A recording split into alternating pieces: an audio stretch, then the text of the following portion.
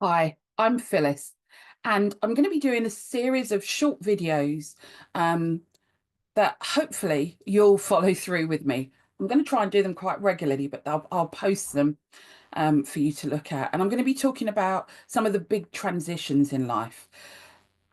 And if that's what you're going through, whether or not it's menopause, dealing with elderly parents, um, stressful situation, wanting to change life, any of those big transitions, then that's the sort of thing that I'm going to be talking about. You're definitely in the right place. So, why am I talking about this? My name's Phyllis, as I said.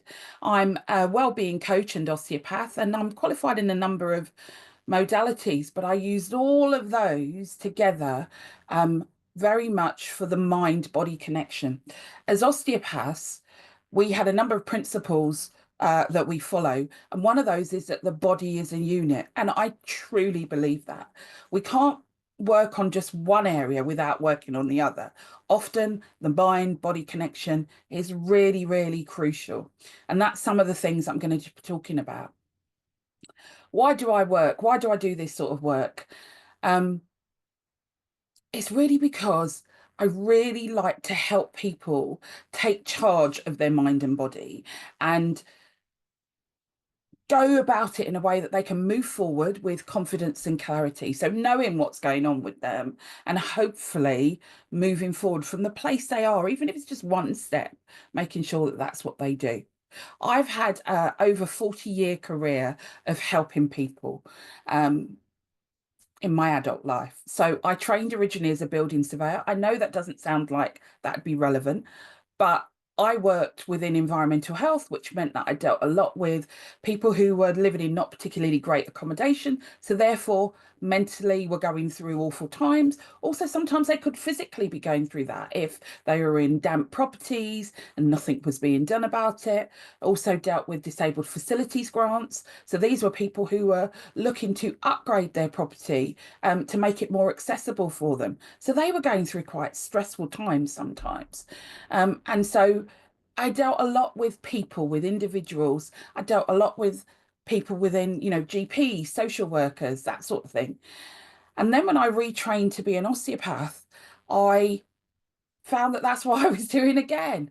So it's helping people with what was happening with their bodies, but also a lot of that would be what was going on with their mind. And then I started to, I trained as a lecturer and have been teaching osteopathy for more years than I want to think about.